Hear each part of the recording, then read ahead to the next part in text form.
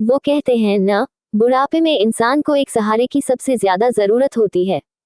पत्नी के बिना पति और पति के बिना पत्नी कितना अधूरा हो जाता है, इसका सही एहसास तो उम्र ढलने पर ही होता है। माँ के जाने के बाद बाबूजी की भी जैसे जीने की इच्छा ही खत्म हो गई थी। वे भी कुछ ही महीनों में हमें छोड़कर चले गए। माँ बाबूजी के रहते मैं जब चाहे मायके चली जाया करती थी, पर उनके जाने के बाद जाने क्यों एक अदृश्य सी लक्ष्मण रेखा खींच गई थी। पूरे 1 साल से मैं मायके नहीं गई थी।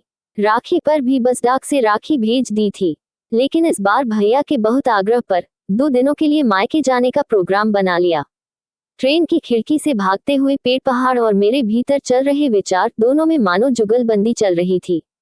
बाबूजी की बरसी के बाद पहली बार मायके जा रही थी। मन में अनगिनत आशंकाएं थी। सबका व्यवहार कैसा होगा, क्या बातों में वही अपनापन होगा या कुछ बदल गया होगा। जब से बाबूजी ने अपनी वसीयत में भैया के साथ मेरा नाम भी जोड़ दिया था, तभी से भाभी का व्यवहार मेरे प्रति बदलने लगा था। रिश्तों में एक अजीब सी दरार आ गई थी, जैसे वसीयत ने भाई बहन के प्यार की बलि ले ली हो। बेटियां मायके किसी संपत्ति के लिए नहीं आती, वे आती है अपने माता पिता, भाई और भाभी का स्नेह लेने, बस ताकि उस घर के दरवाजे उनके लिए हमेशा खुले रहें। स्टेशन पर भैया लेने आए थे, पर रास्ते भर उन्होंने बस 2 ही वाक्य कहे, कैसी हो छोटी। रास्ते में कोई परेशानी तो नहीं हुई। उसके बाद जैसे वे मौन हो गए। घर पहुंची तो भाभी ने जिस ठंडे भाव से दरवाजा खोला, मन कुछ और ही कहने लगा। घर का हर कोना माँ बाबूजी की यादों से भरा था, और उन यादों में मेरा बचपन मुस्कुरा रहा था। वही बचपन जिसे मैं फिर से जीना चाहती थी, लेकिन वे 2 दिन मुझे अपने ही घर में अजनबी बना देने को काफी थे। टेबल पर पसरे मौन को तोड़ते हुए मैंने कहा, भैया कुछ बात करनी है। हाँ छोटी, बोल। वो बाबूजी की वसीयत के बारे में। छोटी, इस विषय पर मैं कोई बात नहीं करना चाहता। इतना कहकर भैया उठकर अपने कमरे में चले गए। भाभी ने केवल इतना कहा, तुम 2 दिन के लिए मायके आए हो, आराम से रहो। सिर्फ 2 दिन। ये शब्द जैसे मेरे कानों में पिघला हुआ सीसा बनकर उतर गए। बिना किसी गलती के अपने ही मायके में मैं जैसे अपराधी सी खड़ी थी। किसी तरह 2 दिन बिताकर मैं अपने घर लौट आई। घर पहुंचते ही भाभी का फोन आया। स्नेहा, ठीक से पहुंच गई?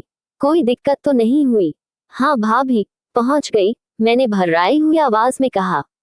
स्नेहा, वो टेबल पर जो लिफाफा तुम छोड़ गई थी। भाभी, छोड़ा नहीं, रख कर आई हूँ, आप दोनों के लिए। भाभी एकदम चुप हो गई। कुछ देर बाद बोली, लेकिन तुमने ऐसा क्यों किया? मैंने गहरी सांस लेकर कहा, भाभी, मैंने अपना फर्ज निभाया है। बाबूजी ने मुझे जो हिस्सा दिया था, वो उनका फर्ज था, और उस हिस्से को उसके असली हकदार को लौटाना मेरा फर्ज था। मुझे मायके की प्रॉपर्टी नहीं चाहिए, मुझे तो मेरा मायका चाहिए। वो अपनापन चाहिए जिसके लिए बेटियां बार बार मायके खींची चली आती हैं।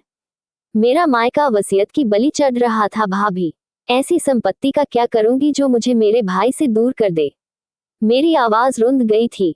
फोन की दूसरी तरफ से भैया बोले, छोटी, तू कब इतनी बड़ी हो गई, हमें पता ही नहीं चला।